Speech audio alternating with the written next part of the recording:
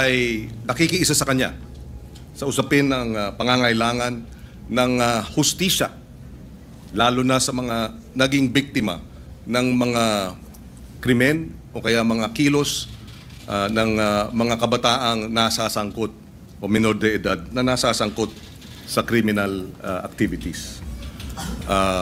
Tama lang na dapat ang mga nagkasala ay nananagot.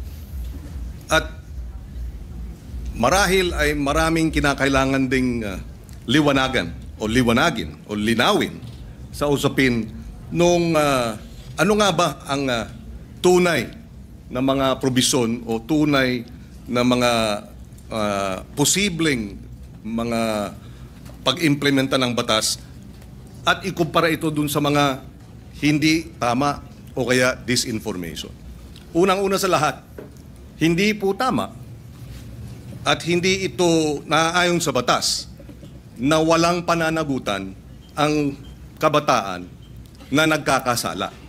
Number 1. Number 2, hindi rin tama na ang nagkasala sa batas na menor de edad ay dapat pakawalan.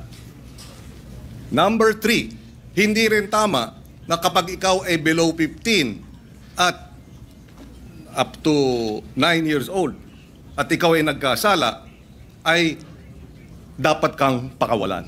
Maliwanag, noong 2006 na ipasa yung batas, nakita ang ilang mga naging problema sa implementasyon ng batas. Kaya noong 2013, ito ay inamendahan under the chairmanship then of now Senate President Chis Escudero. He was the chairperson of the Senate Committee on Justice. Ngayon, siguro isang tanong, ang unang tanong, maaari bang masabi na oo, may kakulangan ng batas, ngunit mas marami ang kakulangan sa implementasyon kaysa sa batas mismo? Una po, linawin ko po sa ating kaibigan, Senator Kiko Pangilinan, wala po akong sinabi na kulang ang batas. Ang sabi ko po ay napakaganda ng batas na ito. Hindi lang po siya napapanahon ngayon. Sa pangalawang tanong po, totoo po yan, sa maiksing panahon ko po dito sa Senado, napakadami pong magagandang batas. Sobrang gagandang batas, hindi po talaga na-implement. Hindi lang po sa usapin na ito. Usapin lang ng agrikultura, number 1 na yun. Public information, number 2 na yun. Pero ito pong tanong nyo po, totoo po yan. Implementasyon ang kulang. Pero alam nyo naman po sa buhay ng... Ito lang po, opinion ko lang po ito, no? Dahil ako po ay... Hindi ko naman po itinatago na tayo po ay galing dyan sa ganyang klaseng buhay. Yung mga ganito po kasi, alam nyo, minsan iisipin natin ang mga kriminal bobo, kriminal tanga, kriminal walang isip. Gusto ko pong sabihin sa inyo, nagkakamali po tayo. Yan ho ang mga pinaka may brilliant mind, ano? Kung gusto nilang gumawa ng krimen at gusto nilang gamitin po talaga yung mga bata, talaga pong magagamit po nila. Kaya ulitin ko po, Senator Kiko, wala po akong nakitang hindi maganda sa batas po ninyo. Ako po'y naniniwala dito sa batas po ninyo. Kaya lang po, kailangan po natin mag-adjust po sa panahon po ngayon. Nabanggit nung in-interview na kabataan na kaya nila ginawa yung batas, yung kriminalidad. Kaya sila gumawa ng krimen ay dahil hindi sila mapaparusahan. Tama yun, hindi ba? Tama yung kanilang, yung bitiw na salita. Tama ba yun sa ilalim ng batas na pag sila gumawa ng kriminalidad o krimen ay hindi sila mapaparusahan? Sa usapin po ng kasi ganito po yan, no? Napakaganda po nung inyo pong katanungan. Ang bata kasi, kahit siya, lalahatin ko na po, no? Kasi ganito yan, Pagka sinabi mong pananagutan, ang kaduktong po nun, dapat may parusa. Kasi kung pananagutan, oo, may pananagutan, sinabihan siya, ginawa mo yan, kaya ganito muna ang mangyayari sa'yo, dadaling ka muna dito sa Bahay Pag-asa, dadaan ka dito sa matinding intensive na masasabi nating psychological and moral and lahat na po, no? Sabihin natin. Alam niyo po, Senator Kiko, sa 3 years and a half ko po sa Bilibid, hindi ko naman po nila lahat, ano. Pero wala na pong pinakamagagaling na artista kundi kriminal. Kapag kaharap niyo po yan, lahat ng drama, lahat na po, sabihin niyo po, lahat ng kalungkutan, lahat ng pinagdadaanan niya, sasabihin sa inyo. Pero pag talikod po ng nag-i-interview dyan, o halimbawa ng empleyado yung sabihin gwardiya, o ng probation officer, pag talikod po nun, pagbalik nyo sa selda, bubuksan yung wallet niya, papakita sa iyo yung dyaryo, ito ang pinatay ko, pare. Ganyan po ang criminal mind. Hindi ko naman po inilalahat. Pero pagka sinabi po natin kasi ng pananagutan, dapat nagbabayad ka ng kasalanan, hindi lang binasa sa iyo. Hindi yung parang gumawa ka ng isang karumal-dumal na krimen. Ito po, nakita ko po ito, dahil ako po ay kagyat na pumunta sa Camarines Norte nung ni-rape nila yung batang, ano po ito, Senator Kiko, magkakaibigan po ito. Yung babae ni-rape nila, binidyo nila, lahat, pinatay, lahat po, binidyo, hanggang naagnas yung bata, binidyo.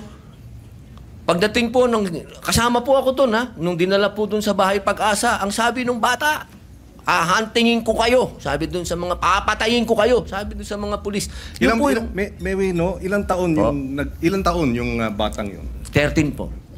At ilang taon yung, grupo sila, hindi ba? Grupo po. 13, 15, yung isa po, 16. Yung bata pong ni-rape nila, 13 din. Yes. Okay.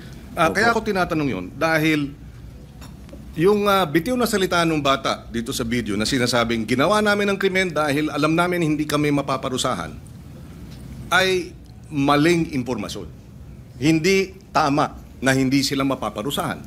At yung mga edad 16, 15, oo, menor de edad, pero maliwanag sa batas na maaari silang litisin bilang mga nasa hustong gulang na kapag napatunayan na meron silang discernment. At ang katunayan niyan, yung magwad killings, dahil sila ay menor de edad nung naganap, pero sila ay 16 at 17, sila ay nilitis bilang mga nasa hustong gulang at sila ay nakakulong ngayon. In other words, hindi tama yung sinasabi na dahil menor de edad, hindi pwedeng parusahan. Dahil yung dalawang involved sa magwad killings, pinarusahan, nakakulong ngayon. Yun ang puntong isa. Ayaw nating mangyari ang mga ito. Dapat lang mabigyan ng hustisya ang mga biktima ng karumal-dumal na krimen na galing sa menor de edad.